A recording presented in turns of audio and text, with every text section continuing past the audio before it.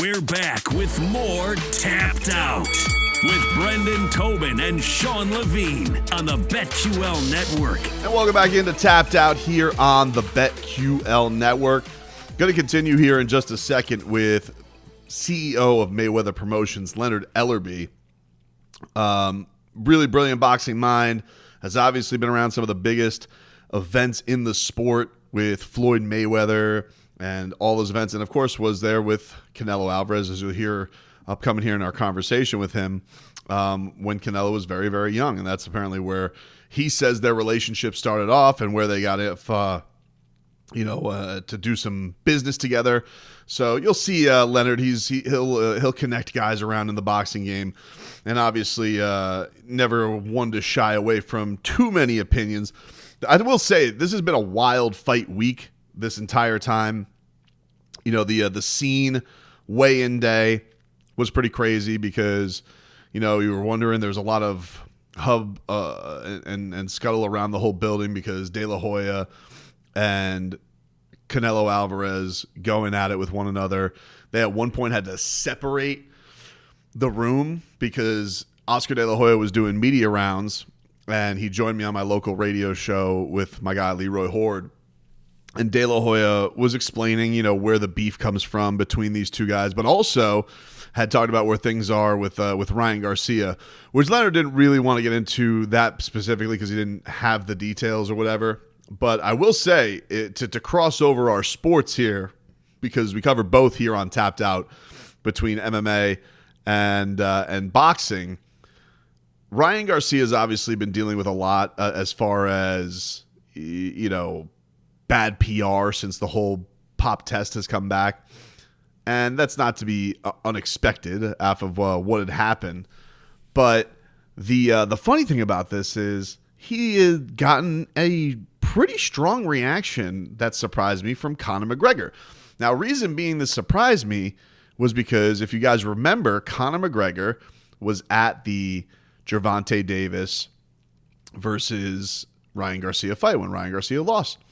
And Conor McGregor had come back into the locker room and had given words of encouragement to Ryan Garcia. It was like, hey, keep it up. I'd love to see it again.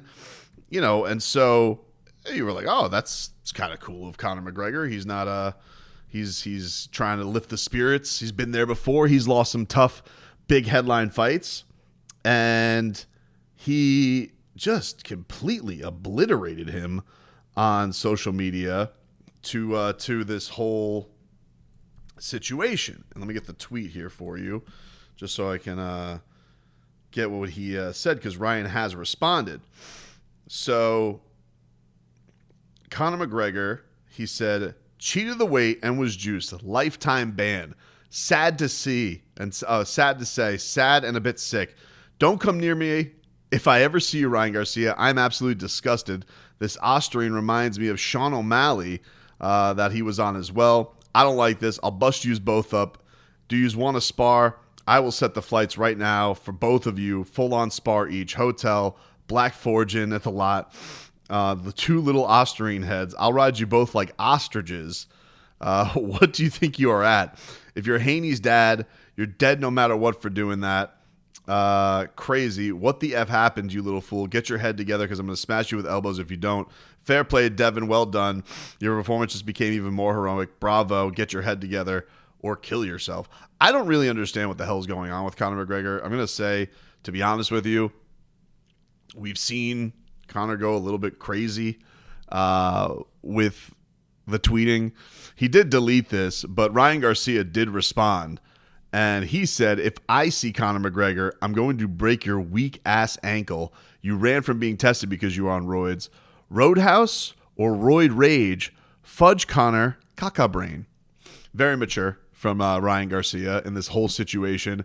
But it is pretty hilarious to see now one of the biggest boxing stars, and of course Conor, biggest UFC star there is, have this feud because it seemed like they were cool. And I gotta say, with Ryan Garcia, I'm a little bit on his side here because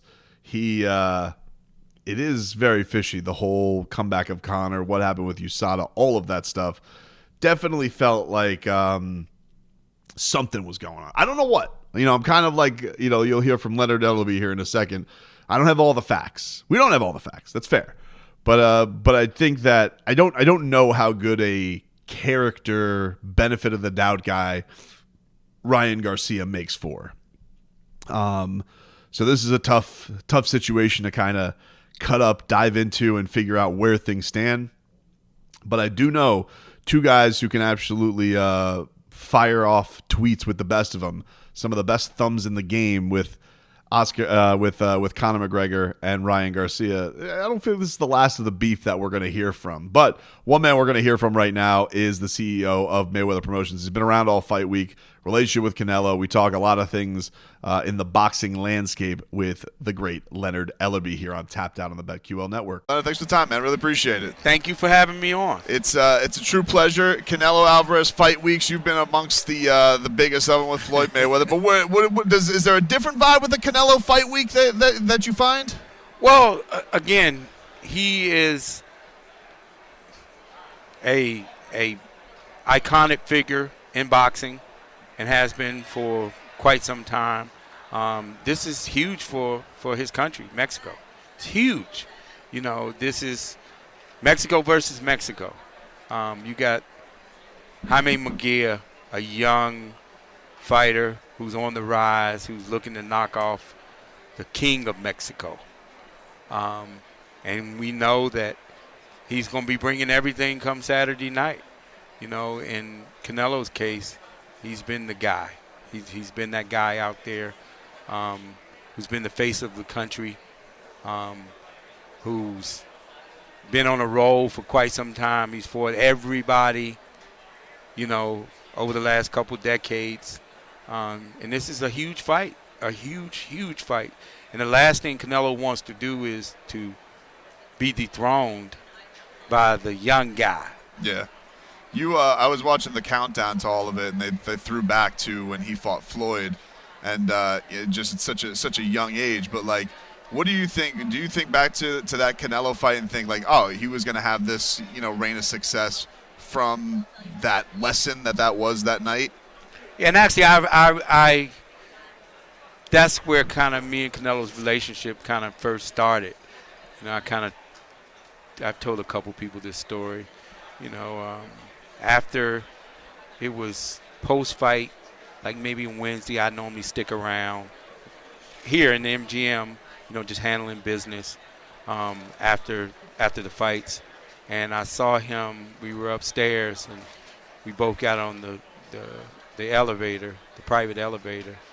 And, he had on a hoodie, and he kind of was just coming the elevator. He was with one of his guys. And I looked, and I didn't know if that was him at first, because when he got on, he just kind of just went in the corner. I looked and went over, man, pick your head up. You ain't got nothing to put your head down. You've just fought the best fighter in the world, and you came up short. And I understand that you're disappointed, but you will learn from this. There's no shame in losing to Floyd Mayweather. Pick your head up. And I know you probably feel as though you let your country down, but no.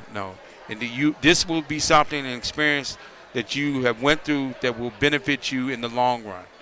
And sure enough, you look at his career post the Floyd Mayweather fight. He learned so much from that fight.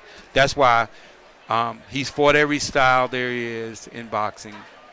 And that's why come Saturday night, Jaime Manguia is in for a rude awakening. I'm curious, I feel like you always, stick up for your fighters as you're one to do. But yesterday at the press conference, there's, the tension between him and Oscar De La Hoya from their past. What did you make of that whole thing? Is it just, was it surprising to you at all? No, not at all. Not at all. Oscar had this plan for however long. You see, he had a speech, all put together. As opposed to most people could just react, to what's going on. There's nothing wrong with having a prepared statement at all, but again, he wanted to kind of shake things up a little bit. And there's definitely been tension between those two because they have a history together. Yes, he did start out at Golden Boy Promotions from the beginning of his career. But I think you got to give the credit to his team meaning Oscar's team. Yeah. You got to give guys like Richard Schaefer, Eric Gomez, Robert Diaz, and his staff, the people behind the scenes who were, helping putting together their events and stuff. You got to give them the credit because they were actually doing the day-to-day stuff, the nuts and bolts. Oscar didn't do any of that. He wasn't even around half the time.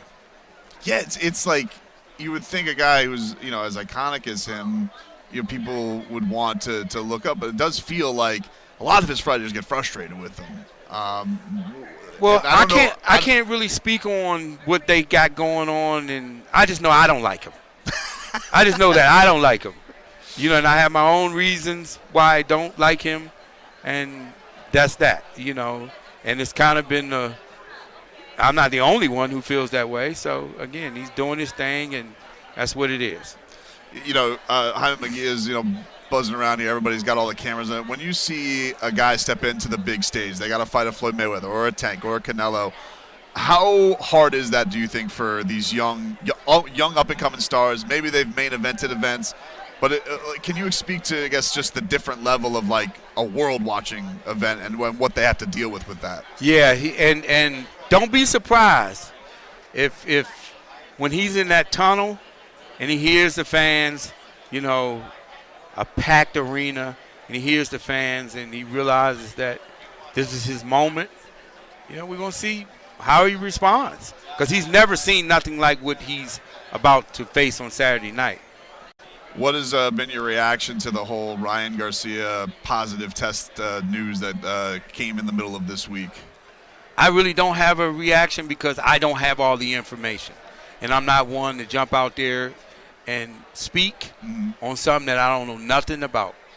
Yeah, it's an interesting thing because it's like we don't know with these supplements or these tests or any of these things, but it does feel like with dealing with this in boxing and your fighters, how much of a concern is that stuff to make sure that these guys, I guess, are clean or on the level and all that stuff? Well, I can only speak of the major events that I've been involved in. Yeah. We've made it a point to have extensive testing, and sometimes there are adverse findings and things like this, and as a promoter you have to deal with them. Again, that's why I don't want to prematurely jump out there and give an opinion on something I don't have all the information on. No. Because that would be irresponsible on my part. I know that there's an adverse finding in what is publicly been said, but I haven't seen or heard of what the B sample is. And, I'm just hearing just like you guys, so I'm not going to just prematurely jump out there and just trash the guy without having all the information. When I remember that was kind of like a big thing back with, the Floyd and Manny buildup was like forever. That was like always a chapter, like, oh, you're on this, you're on that. If you think a guy is, maybe do it. Like, what are the precautions? Like, is it just the testing I can't speak on the Floyd Manny thing because I was involved. Yeah. Okay. We could not agree to the drug testing. That side, they wanted a cutoff. So let's be clear about that. Okay. Okay. They agreed that, yeah, let's do testing, but they wanted a cutoff. Okay. Why do you want a cutoff? And after that cutoff date, you can't test no more. Why? And we said no. Floyd was very adamant. If it's a level playing field, yeah, we're going to do it. But other than that, no. What do you need a cutoff for? How much back and forth was there on that? Like, do you remember how long? No, it wasn't. Or just was a one-time, like, no, and that's it? Yeah, we couldn't get past that. So we're not putting our guy in there with the unknown. And our guy wouldn't do it anyway. He wouldn't do it anyway. What would we want to put someone in a situation like that where there's an uneven playing field? Your health is more important than anything. Leonard Ellerbe, I appreciate you stopping by. We got a great pay-per-view coming up. Canelo Alvarez versus Jaime Manguia. What do you think for a guy, just before we get you out of here, Canelo Alvarez, undisputed champion. He's gone up in weight. Like, what do you think? It was interesting hearing him say, like, I don't know. I take this fight by fight. Maybe I want to do 10 more. Maybe this will be my last one. Who knows? But as a guy who's known him for a long time, what do you think still ticks for him? Like, what do you think are the things that interests him left for legacy?